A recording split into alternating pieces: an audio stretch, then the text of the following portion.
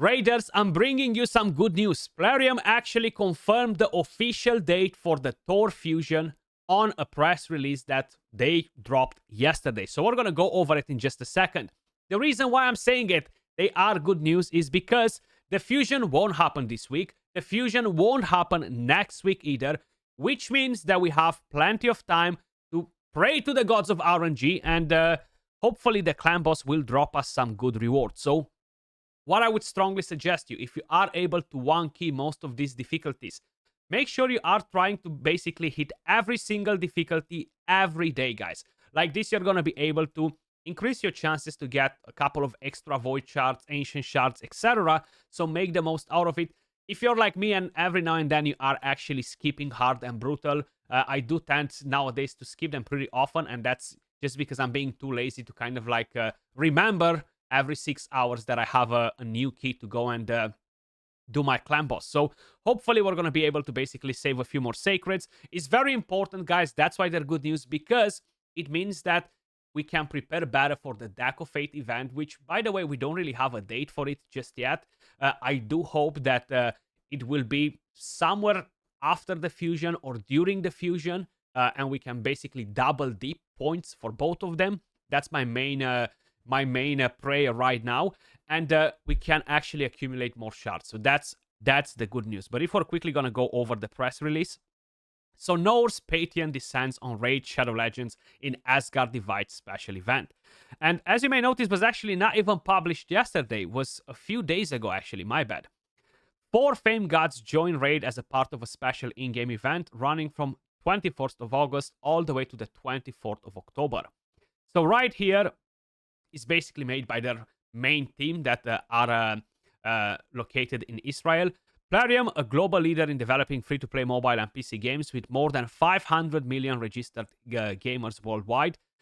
Do they make PC games as well, or they mean that because they have clients, they are PC games as well? I would assume so. I'm not aware of Plarium making any actual PC games. So they announced that it is bringing 4 of the most popular gods in the Norse Pantheon to the acclaimed Dark Fantasy Collection RPG Raid Shadow Legends. We already know the dates. From the 21st of August all the way to the 24th of October, we can obtain Loki as a free champion. Thor will be a fusion, which after will become summonable from shards as well. Odin and Freya will be part of different events. So I'm very curious to see if they're mentioning any specific dates for the other events as well. So we're going to read everything because I did not have a chance to check everything in detail. So Asgard Divide is the beginning of a broader plan to offer more comprehensive integration of brands and legends into Raid. So basically, they're planning to bring in more gods, mythologies, etc. It's much better for the game because, let's be honest, if they want to do a deal with Monster Hunter, how it was that, not only that the champions were limited and it created all this freaking FOMO around the champions, and then they disappeared. It's just cheaper for them, and they can keep the champions in the game forever. Plus, it's going to be way more engaging to have 2-3 events like this every year, or a couple of them every year. You know, I feel like it's definitely a very good idea. And I know a lot of you guys are saying Plarium is doing this now just because they've heard that Fateless is releasing Godforge, and the whole game is based on mythology. I'll be very honest with you guys. I think there's only like a 5% chance for that to be the case. And the reason why I'm saying it, I've had quite a few different meetings with people working for Plarium in the back end, now the actual community managers. And whenever they're doing plans for the game, they're basically planning it at least 1 year ahead, over 1 year ahead, you know? So I feel like Fateless, they only announced mythology like probably 6, 7, 8 months ago, something like that. It is still a 5% chance, most probably, for it to be the case, but I really doubt it, you know? Because most of these games, they do bring in champions, heroes from mythology. You know, it's just the best and easiest way to make money with that, you know. So Asgard Divide chronicles the conflict between Loki and the rest of Norse gods as he looks to free the realm of Teleria from the gods. We already kind of like know the story. We had a bit of a lore initially. They are excited to add some of the most beloved gods in the Norse Pantheon to join Raid's 800 plus roster of unique champions. Those are a lot of freaking champions in Raid Shadow Legends. It's so hard to remember the names of all of the champions, guys. All champions can be obtained through different approaches during the Asgard Divide event. Loki is acquired for free, as we mentioned it plenty of times and probably have noticed it in the game. But right here, they say this. Thor is available during a mixed fusion event from September 6th through the 20th, guys. So that means that we're going to have epic champions that will be added to events as fragments. We're going to have to collect those. Then we're going to have to level up the epics, rank them, ascend them, and fuse Thor. So these, they do tend to be a bit harder, mainly because a lot of people are always asking Skratch, why is this mixed fusion harder than the rest? Usually you're barely getting any extra fragments for the epic champions. So if by any chance you miss an event or stuff like that, which most probably will require us to basically do all of the summoning events and be mentally prepared from now, guys, we will most probably 99% have to summon in both of the summoning events. Hopefully they're not going to bring in 3.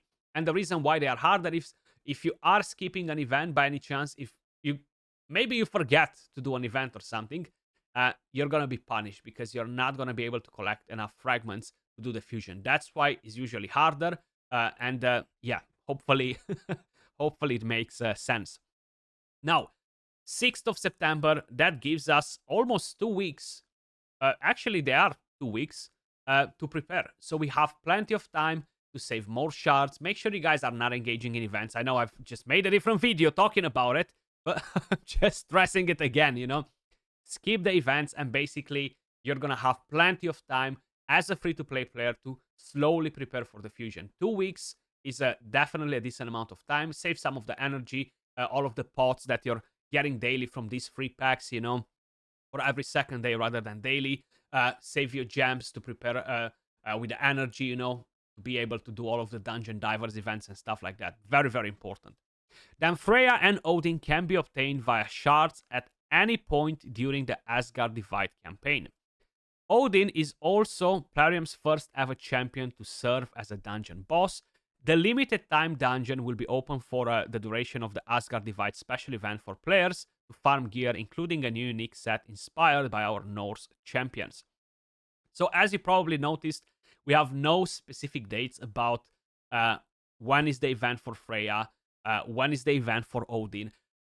Considering that the fusion will start in 2 weeks, I have a feeling that they might drop at least one of these 2 events, either the Odin, either the Freya, before the fusion starts. So a Deck of Fate requires you to have the equivalent of 20 sacred shards. A Summon Rush will require you to have the equivalent of around 7 to 8 sacred shards in terms of points to get the fragments for the fusion. So we will require a lot of sacred shards. The good thing is that you don't need to have them all as sacred shards. You can say voids. Voids, they give you pretty decent points. Primals are the next best thing after sacreds. That's why I won't be opening my few primals that I'll be having during these 2 acts. I probably have 4 or 5 primals with whatever else I need to get from various rewards. So I'm not going to open them. I'm going to wait for the Deck of Fate and I'm going to wait for the Summon Rush because it's more important for me to try and get those 2 champions, Freya and Thor, than to get a few rare champions from Primal Shards, you know? Just, let's be honest, the points are actually more valuable for that. And unfortunately, there is no other information rather than what we have right here. Something that I already mentioned, the date of the fusion. I just wanted to share it with you guys so you are aware that we have quite a bit of time to start preparing for it, you know? So pretty simple as that. I know we do need to basically pray that the clan boss will be generous and it will drop us a few sacred shards, voids, ancients, etc. that will really help us in with the fusion and the rest, you know. But that was all for the video. I just wanted to have a quick one to let you guys know. As usual, appreciate all of you watching. Much love, and I'll catch you all in the next one. Peace.